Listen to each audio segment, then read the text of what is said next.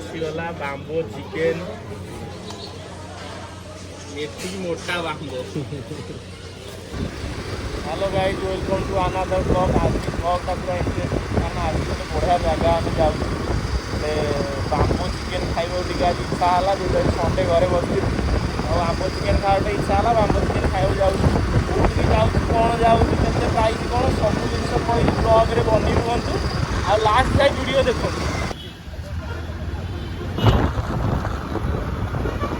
देखो संडे बोली नंदनकानन रे कि भिड़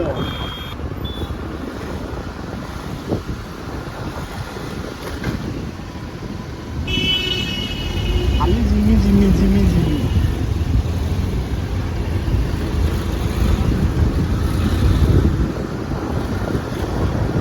गोटे जंगल बुरी गला एठी बाघ नुह आमर देखु ए बारंग ट्राफिक बारंग थाना बारंग ट्राफिक रु लेफ्ट लेफ्ट चंदका आड़ बारंग ट्राफिक रु माने ट्राफिक माने 300 रु टुवर्ड्स चंदका।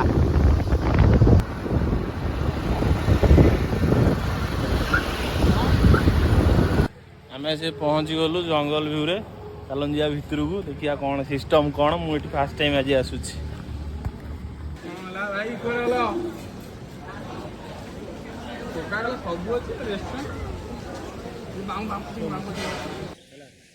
आम आसे पहुँच गलु जंगल व्यू रे ये तो पूरा जंगल भाया है मतलब जंगल भितर को आम आस खाई जाए पूरा जंगल भाया है देखो पूरा माने क्लाइमेटा आर जो भाइबटा पूरा जंगल रो भाइब दौर अलग प्रकार लगे आपण मैंने आसतु आम तो अर्डर करके करूँ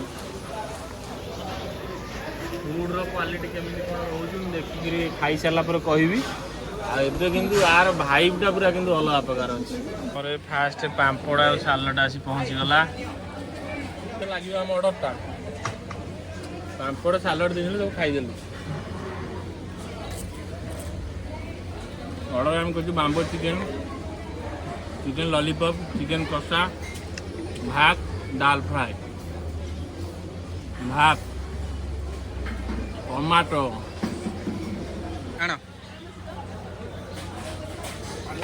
आसीगला बाम्बो चिकेन एति मोटा बाम्बो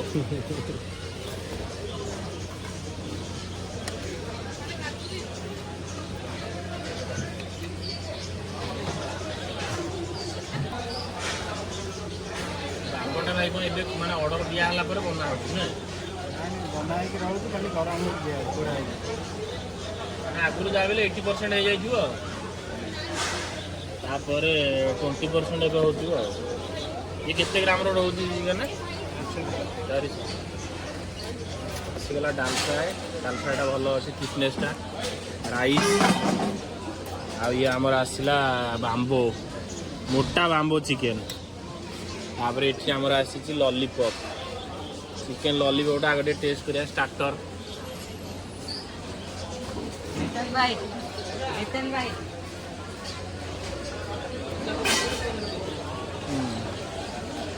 अच्छी टेस्ट भल अच्छे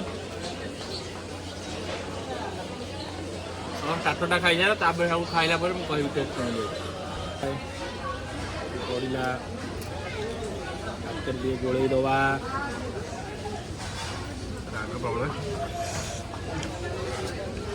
बाम्बो चिकेन